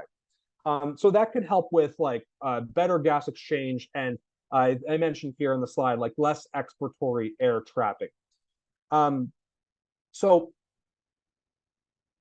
main thing to know about this is that lung volume reduction is really only helpful for people who have heterogeneous emphysema. That means that they've got really nasty segments of their lung that are just like dead, they're bullseye. If somebody's got homogeneous emphysema, if like their entire lung parenchyma on CAT scan looks more or less the same, that person's probably not going to, first of all, they're not studied for lung volume reduction, but second, they're not going to benefit from it from like a mechanistic standpoint, right? Because if you take out a segment of their lung, you're just removing some bad lung so that more bad lung can fill its space. So you're not really getting a lot of bang for your buck there. So this is really for heterogeneous emphysema only.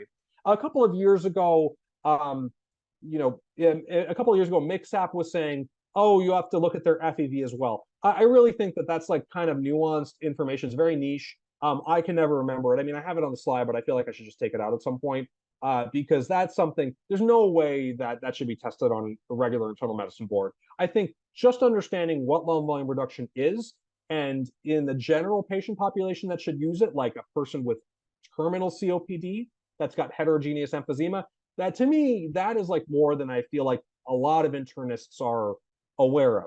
So I would probably stick with just knowing that. You guys should be aware that bronchoscopic therapy exists for this. So you don't necessarily, because a lot of these patients are really sick, right? And they're not going to be able to tolerate a VATS, right? The video assisted thoracoscopy. So for the sick patients, what you could do is you can have Pulmonary do a bronchoscopy for them. And in the bronchoscopy, they can actually insert a one-way valve.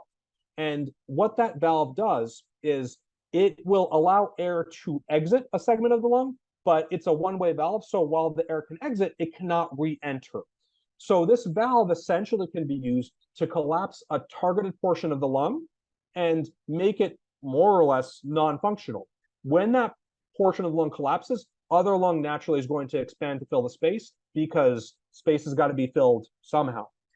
So you can do lung volume reduction using bronchoscopy without any actual cutting. You just insert a valve. I don't really know how much data there is on this. I've seen it done at my center a couple of times, but again, a lot of these are end-stage adjuncts, so these patients are not really going to survive for very long. Which sort of brings me to my last point of lung transplant.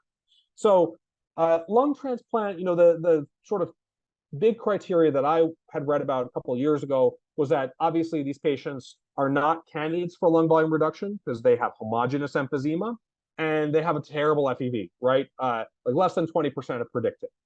In terms of like figuring out, is somebody a good candidate for transplants or not? I mean, in like a hospitalized population, I think your answer is probably not. If you've got like a lot of comorbidities and you're elderly, you're not going to do well.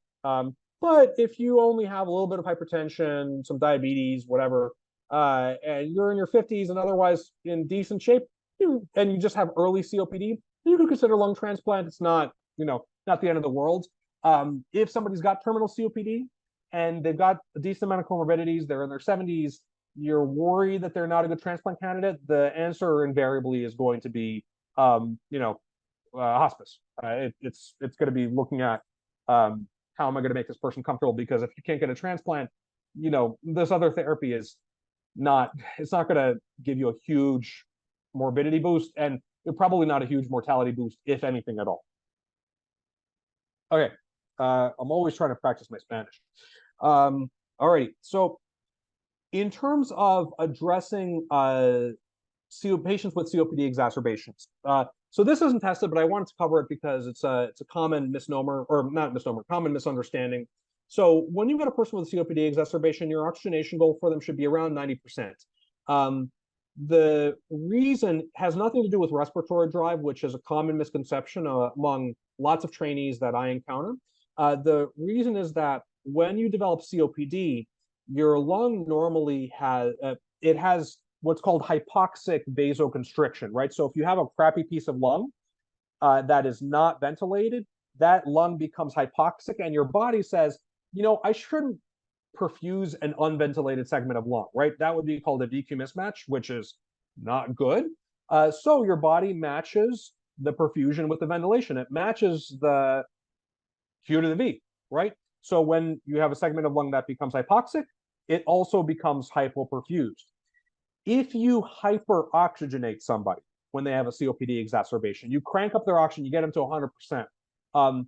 You can even get them higher, right? Because 100% could be an FiO2 or like a partial pressure of oxygen of, I don't know, like 100, or it could be a partial pressure of oxygen of 300, depending on what they're breathing in. If you put a full face mask, what am I talking about? Put a non-rebreather on them, right? And they are getting pure oxygen. Because the partial pressure of oxygen in their entire lung is going to be so high, even the unventilated segments of lung are going to become oxygenated. And when those unventilated segments of lung become oxygenated, guess what happens to that hypoxic vasoconstriction? It goes away. So whereas before your body was really good at matching the V and the Q, now due to the hyperoxygenation, you get a lot of perfusion in these unventilated segments of lung. And so when you start to perfuse a segment of lung that's unventilated, that's great for your oxygen, right? But it's bad for your CO2, because just because you've increased the partial pressure of oxygen has done nothing to actually ventilate the CO2 out of that sort of dead zone. And if you hyperoxygenate somebody, essentially worsening VQ mismatch, and it can make them pass out from CO2 narcosis. I haven't seen this in a while, but I did see it a couple of times. It's pretty exciting. So anyway, keep them at 90%. In terms of other things for COPD exacerbation, just good old albuterol ipratropium DuoNebs is part of the standard of care. And looking at the sort of latest and greatest literature, if you look at the, and also the latest guidelines, standard of care these days is suggest get them started on oral prednisone, anywhere between 40 and 80 milligrams of oral prednisone a day. It's your choice how much you want to use, and you continue it for 5 days, and then you just stop it. There is zero evidence for IV steroids. There is zero evidence that doses higher than this are beneficial. And there is zero evidence for tapering, okay? There's like so much research on this subject, it doesn't make sense. Now, I know you guys all interact with specialists that use IV steroids. I don't know. I mean, I think they do that because the data that's available is only available for like mild to moderate COPD exacerbations. So with severe COPD exacerbations, there's not a lot of data, and I think that's why, you know, it's still very common to initially, like when they first hit the emergency room, for a person to get IV steroids. And that's not unreasonable. But once you've seen that a person is like not dying, you know, once they're like fairly stable, you just put them directly on the oral prednisone in this range, and you call it a day.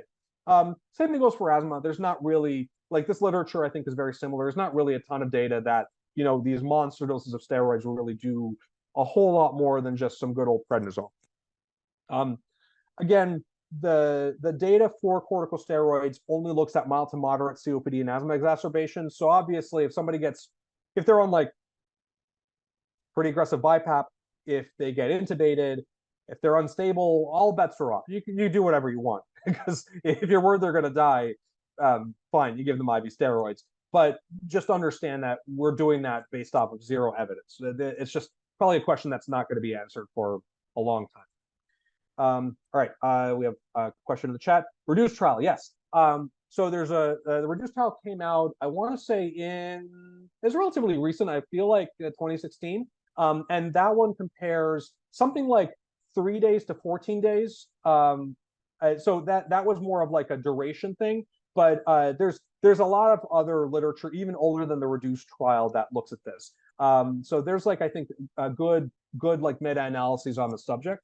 But yes, very helpful to give you some ammunition to not put these patients on high-dose steroids. And it means you can probably get them out of the hospital sooner, right? Because if they're hospitalized and they're getting like 40 of Solumedrol every, 6 hours, it's going to be a while before you like titrate them down. So, in my personal practice, I just put them on oral prednisone on day 1. And I mean, they're in the hospital, so I see how they do. And as long as they're stable, this is what they go home on, and it's fine. I personally use 40, but there's not a lot of data on the difference between these lower doses, like is 40 better or worse than 80? Nobody really knows. Okay, antibiotics. So when somebody's got like a not just a mild exacerbation of COPD, it's got to be like pretty nasty exacerbation, at least moderate to severe. Or obviously, if they've got infectious symptoms, you know, they have a little bit of a fever, they've got more sputum than usual. It makes sense to put these patients on antibiotics. As far as this is concerned, there is no azithromycin magic here. I know, like we talked about azithromycin magic for like chronic COPD and how it might have some weird anti-inflammatory effects. I think when it comes to looking at antibiotics for exacerbations, it's really just about the anti-infective effect.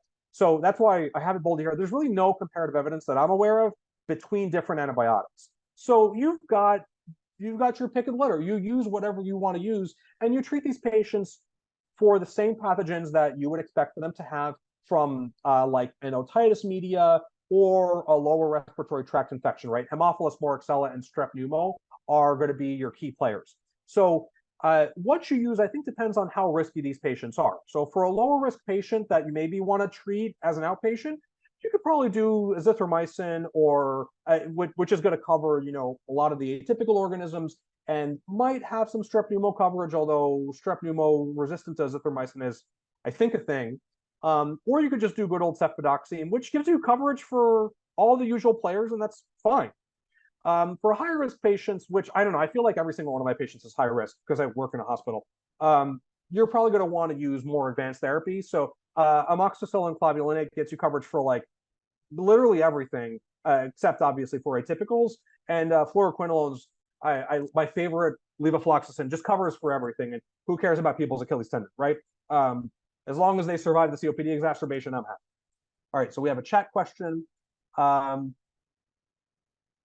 Yes, thank you. Absolutely. I'll read the question for those who are listening but can't see the video. I'll make sure. So let's see. The question was, or the last comment that I had mentioned was in regards to the reduced trial.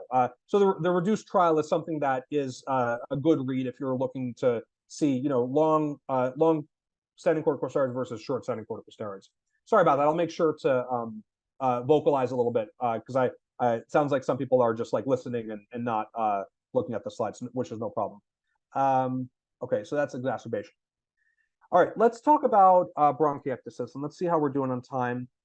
Actually, pretty good. So we have about 23 minutes left. Okay, so looking at bronchiectasis, remember the clinical syndrome, right? So bronchiectasis is characterized by chronic productive, like mucopurulent cough, and it's really a clinical diagnosis. It has a lot of causes, but I have never felt like it was useful to memorize them because at the end of the day, half of cases of bronchiectasis are idiopathic. So unfortunately, every single one of my bronchiectasis workups has been highly unsatisfactory because I never identify why these patients end up having.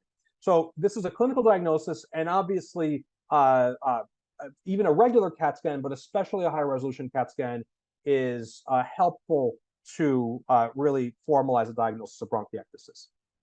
All right, I have a question in the chat. So one person mentioned to me saying, can you touch on where to use magnesium sulfate? It might fall in the refractory COPD exacerbation treatment. No, thank you for mentioning that. I actually do not have anything on that in this review, but it's a great question. I probably should include it. So I'm not super familiar with the literature on mag sulfate. It's mostly in emergency medicine literature. Mag sulfate in general is thought to be most effective during an acute asthma exacerbation that is refractory to sort of like initial therapy.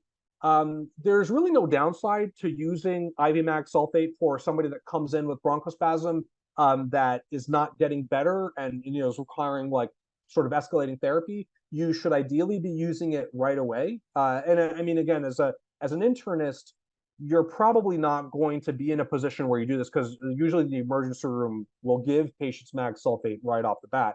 But if for whatever reason you see this person very early on in their admission and they weren't bad before, but now they seem to be acutely worsening, you can always trial IV magnesium sulfate. There is limited information that says that it can help to improve a person's bronchospasm in the short period.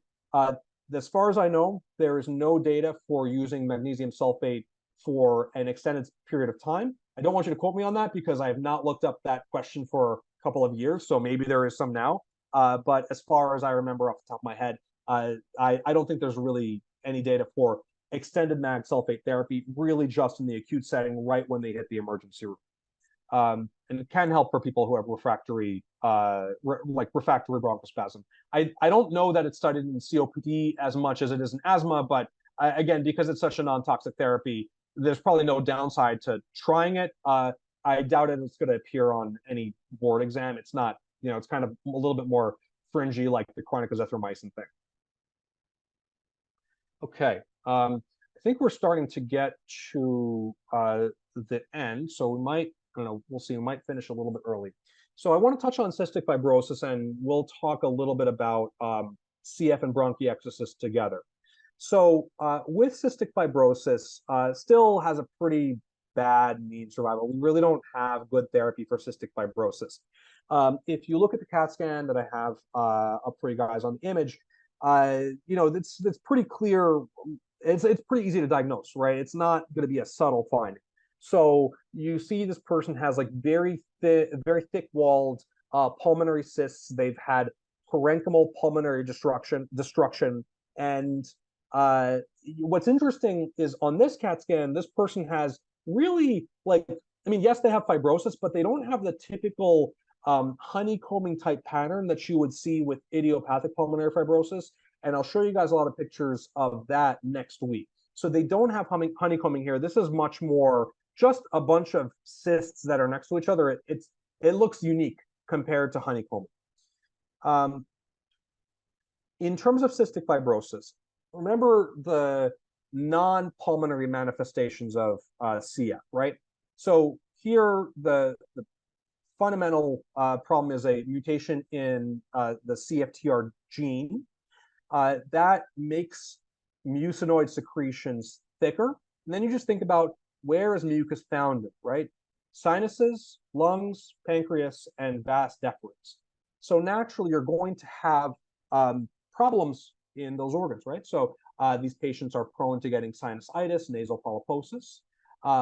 They're prone to getting bronchiectasis with unusual pulmonary infections like aspergillosis, burkholderia, which I've never seen or even heard of, Pseudomonas, which is my best friend. They can get sort of chronic pancreatitis, pancreatic insufficiency. They can get endocrinopathy because of pancreatic burnout, so they can get diabetes. And males specifically can become infertile because it also affects the vas deferens. Osteoporosis and liver disease are also kind of big players when it comes to cystic fibrosis, but unfortunately, I don't really have a good, easy way to remember those. They're just random problems that happen in CF, and I'm not really sure that they're terribly well defined. Very, very important piece of information about CF, which I've seen testing on a number of times. Keep in mind that when you are testing for cystic fibrosis, sweat chloride testing is not a sensitive test. So just because you've done sweat chloride testing once and it was negative does not rule out the presence of CF. So if you are very suspicious, you can consider repeating sweat chloride testing, or you can just go straight to genetic testing. I think those are reasonable things. Personally, I think I would probably just go towards genetic testing if they have negative sweat chloride testing. Sweat chloride testing is beneficial if it's positive, but if it's negative, it's not great. So just keep in mind that even though this is like a nice, easy way to diagnose CF, it's not sensitive by any means. Okay. Treatment of bronchiectasis and cystic fibrosis. So there's a lot. I don't really have any easy way to organize it. It's just, it's just a list of crap. So obviously pulmonary rehab is important for these patients, either with bronchiectasis or CF. Inhaled hypertonic saline can help them to mobilize some of those secretions. You can do chest physiotherapy. You can also do a flutter valve. For those that are not familiar with flutter valves, the way that a flutter valve works is it's essentially a whistle that you blow into. And if you think about the sensation that you get when you're blowing into a whistle, about how it kind of causes your lips to vibrate, a flutter valve works in the same way. So when you exhale into a flutter valve, it causes your airways to vibrate, and it can help to mobilize those secretions. This is a pretty easy thing that you could do for somebody that has like a lot of mucus buildup, and it's something the patient does on their own. Inhaled tobramycin is helpful to reduce the bacterial load in these patients, because a lot of them have high pulmonary loads of Pseudomonas and God knows what. For the same purpose, you could use oral azithromycin. Very important before you initiate somebody on antibiotic therapy, well, with oral azithromycin, is make sure they don't have some kind of mycobacterial infection, because they're, of course, prone to tuberculosis, and probably non-tuberculous mycobacterial as well, like MAC. The goal of this is to really try to decolonize the burden of like Staphylococcus and Pseudomonas from the lung, because that's what is going to cause them to frequently get re-exacerbated. So Dr. Harb mentioned, is a flutter valve the same thing as an a cappella? Yes, they're the same thing. Thank you for mentioning that. I was trying to think of like what the common term for it is. It's called an a cappella. Okay.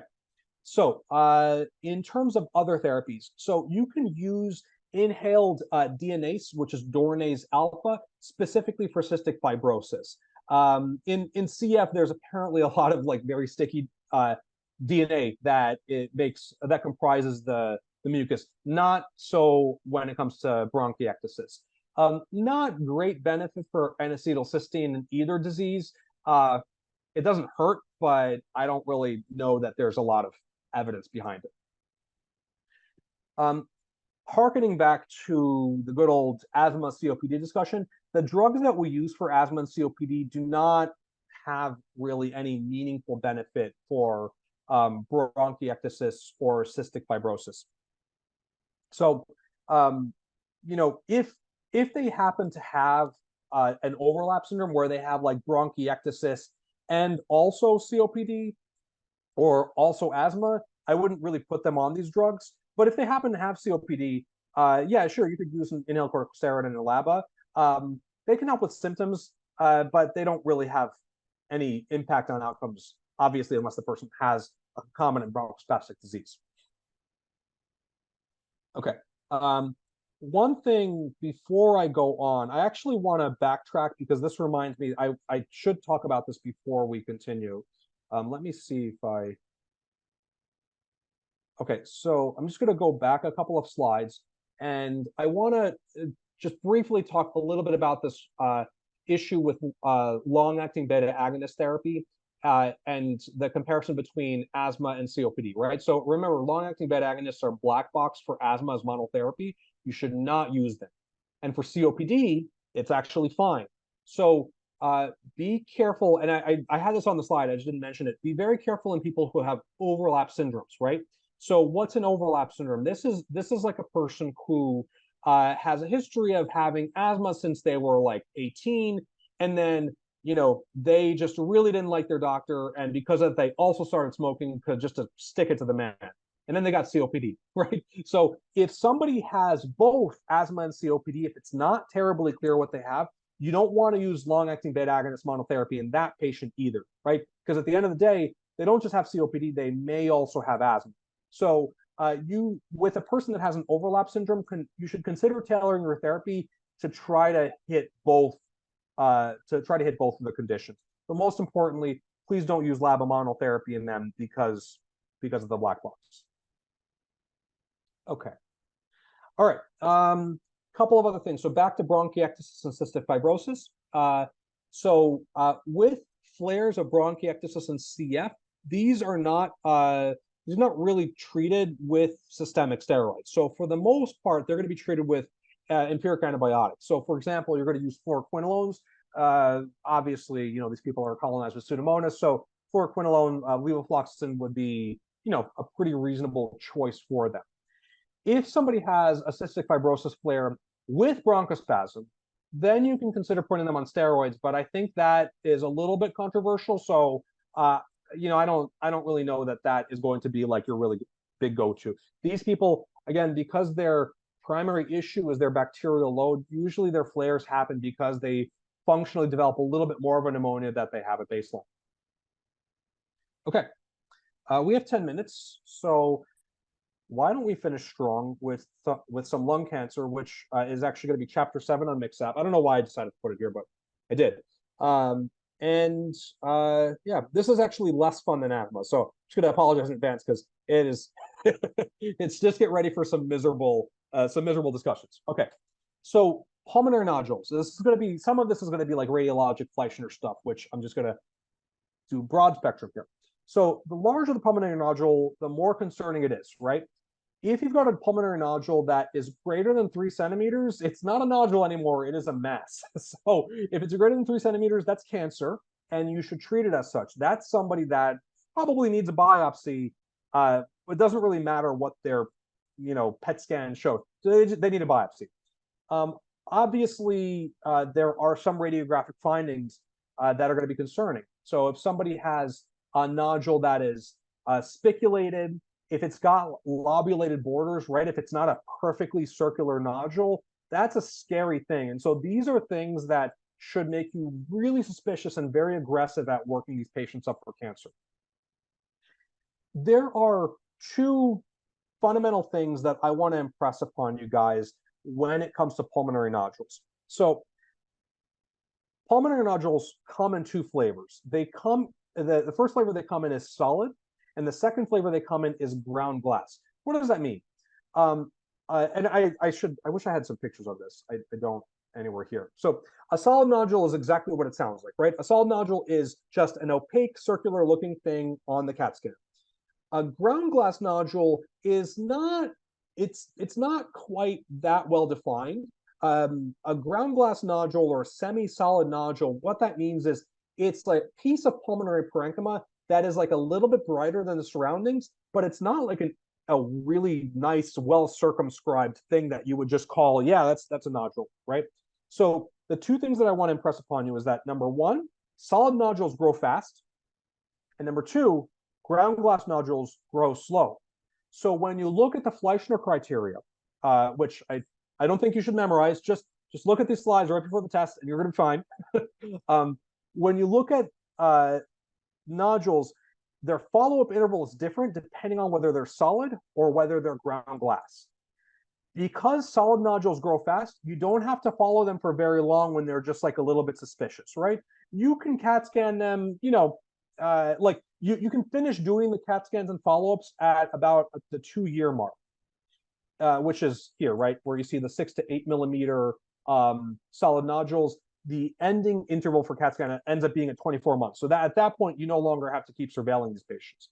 Whereas if you look at ground glass nodules, right, if it's a pure ground glass nodule that is like a little bit chunky, greater than 6 millimeters, they tell you CT every 2 years for 5 years, right? So ground glass nodules, because they grow slow, you can't stop monitoring them quite as quickly as you can stop monitoring solid nodules. So the cutoffs here are between 6 millimeters and 8 millimeters, depending on whether you're talking about a solid nodule or a ground glass nodule.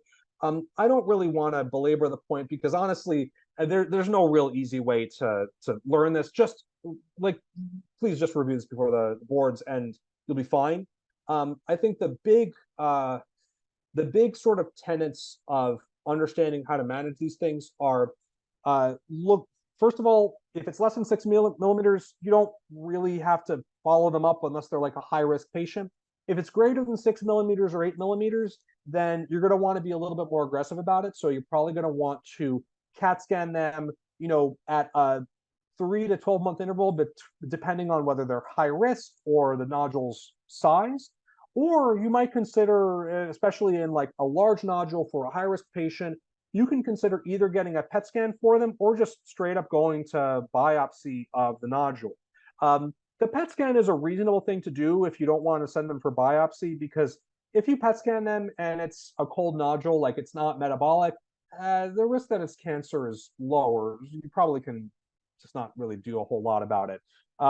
Alternatively, you could just go ahead and sample it. I mean, bronchoscopy with biopsy is not the end of the world for somebody that has, for a high-risk patient that has a chunky-looking nodule. So Dr. Chowdhury mentioning, so what is considered high risk? I don't know. I mean, honestly, I don't really know that there's like firm criteria here. This question, I'm actually going to write this down so I can get back to you guys next week on this, because I haven't read about this topic myself. But my understanding is a high-risk patient is, I don't know, somebody with a very like super extensive smoking history, especially, somebody that has concerning findings, like that looks like they have cancer. I'm gonna obviously like really move fast in terms of getting a PET scan or doing tissue sampling. I think ultimately it ends up being what are their symptoms, and then what is their smoking history, right? So they have like a really extensive smoking history. I'm going to be more concerned about a person that is like 50 pack years versus, I don't know, 10 to 15 pack years. But honestly, Dr. Charlie, that's a great question. I don't know, but I will get back to you guys next week when we do our next section, because I'm not sure what exactly differentiates high risk from low risk patient. I do think it's mostly smoking history. Okay. All right. In terms of lung cancers, just big, like broad strokes for us to review for lung cancer, and then we're almost done. Thank you guys for being troopers with me for this entire time. I know we've covered a lot of content. So main things. So with adenocarcinoma and large cell lung cancer, these are more peripheral types of tumors. You don't have to know the chemotherapy for them, but just keep in mind that there are newer treatments like emerging, of course, because that's how oncology works. And they target all sorts of like unusual receptors like EGFR, which I think you guys are all familiar with. And then there's ALK and ROS1, which I had never heard of prior to like putting the slide together. Squamous cell obviously is super common. That's going to be more central. That's found in smokers. Small cell is the really terrible one. That's got a poor prognosis. They are invariably widely metastatic when they get diagnosed. This also happens in smokers. Small cell tends to have a predilection for the mediastinum. It causes a lot of paraneoplastic syndromes, so it's exciting in that regard. And I think the only thing I'll tell you in terms of chemotherapy when it comes to small cell or therapy in general is that deciding how you approach small cell depends on whether you can fit their entire cancer within one radiation field or not, right? So like if it's all on one side of the chest, those people have a slightly better prognosis than when it's on like sort of diffuse. But having your cancer on one side of the chest is not a good thing, right? That means that you still have a bunch of nodules that are within that lung. So small cell is just, really terrible disease to have. They have a limited survival. So, with limited disease, I want to say that like, one radiation field, they probably have like the life expectancy. My guess is like 6 months-ish, 9 months. And if they've got diffuse disease, like you can't encompass it in a single radiation field, that's like a 3-month life expectancy. So you don't want small cell, bad disease to have. I mentioned low dose CT screening earlier. This is, you do this in the ages of 55 years old to 80 years old. These patients should have at least a 30-pack year smoking history, and they should have smoked within the last 15 years. That is kind of like the general screening criteria. Finally, we're approaching the end. I can't believe this turned out to be exactly 2 hours. I'm proud of myself. Okay, so we're just going to do a little bit of X-ray reading here. So when you look at the mediastinum, I need to give credit for this picture to someone. I just forget where I pulled it from. I'm guessing this might be pulled from UpToDate or Mixup. I don't know. So I apologize for any copyright infringement that I might be committing right now. I usually use this for education with the residents. But anyway, this is a picture of the mediastinum, right? So you've got in red the anterior mediastinum. When you've got a mass there, it's typically a thymoma. in yellow, you've got the middle mediastinum, right? And so that's usually where you get mediastinal adenopathy when you're talking about tuberculosis, sarcoid, like malignancy. And then in the posterior mediastinum, that's when you're really going to encounter more neurogenic tumors. They're obviously incredibly rare. I've never seen one. But these are your sort of three mediastinal compartments that you will typically encounter. All right, and then I think I'm just going to end now. I have a picture that I will show you guys next week. All right, so guys, it's 3:59. I am done. Oh, you know what? Before we finish up, I do have a question from Dr. Reed. So for asthma, when do you decide to do complete pulmonary function tests? Is it when they're unresponsive to medical therapy? So I would say never. I don't think that doing complete pulmonary function tests, at least for an internist, is particularly helpful, because at the end of the day, for me, the spirometry is the spirometry is cheaper than PFTs. B, the spirometry is enough to tell me, well, they've got a reduced FEV1 over FVC, they have asthma. And C, in terms of managing their therapy, I think most of us are going to manage their therapy on the basis of how they feel. And so, I probably, you get the spirometry once, you're not going to end up repeating it over again. You're going to go based off of, well, what's this person's lifestyle? What's their quality of life? That's going to be, I think, more of the guiding principle. Full PFTs, I'm not really sure how useful they are. I mean, it's kind of like the same thing with diffusion capacity. Like, I've somehow made it through, I don't know, 10 years of being a hospitalist without interpreting a single DLCO. So either my patients are very lucky or it's not helpful. And then the second question was, for asthmatics, have you seen evidence for using fractional excretion of nitric oxide as a marker to determine drug therapy? No, the answer is no. FeNO, even though it's covered in MixApp, I don't know why it is. It doesn't. I don't think it's helpful to guide therapy. I think instead of measuring FeNO in a patient, you should just put them on an inhaled corticosteroid, right? That's a much better test than using FeNO. Let me back this up, right? If you test FeNO does have a correlation with corticosteroid responsiveness, right? But it's not perfectly correlated. So if you test somebody with FeNO and it tells you, well, they don't have a lot of nitric oxide, they're probably not going to respond to steroids, you're actually then excluding some people from steroids that might actually benefit from it. So I would say give everybody a trial of inhaled corticosteroids who are asthmatics. And then FeNO, I'm not, it's as far as I understand, it's kind of investigational. It's got a very limited clinical role. I've never tested it. I don't think it's super helpful. Okay. Any other questions, my friends? If anybody has any comments in terms of, the depth of the review that I did, I really want to do a good job. I'm not doing this for money. I actually really like this. So please let me know, because I want to make sure this is a good experience for you guys for the next 2 weeks. You're listening to me talk for such a long time, and I really appreciate that. So if I can make this a positive experience for you, let me know. If there's something you want to do differently, you want to do a little bit more live questions or more interactivity, great. If I don't hear anything from you, then it's just going to be the same damn thing, just with other illnesses, which I find more fun, like interstitial lung disease. Okay. So thank you guys for tuning in. And I guess I will, Dr. Kothari was going to say something. I'll leave the rest up to him. Thank you, James. Thank you. Excellent review. Appreciate it. Thank you.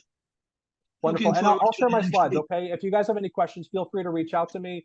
I'll put my email in the chat, and I'm always happy to be of service, guys. So this is my email, and I'll send my slides over to Dr. Barrett, and she'll distribute to you guys. Okay. Thank you.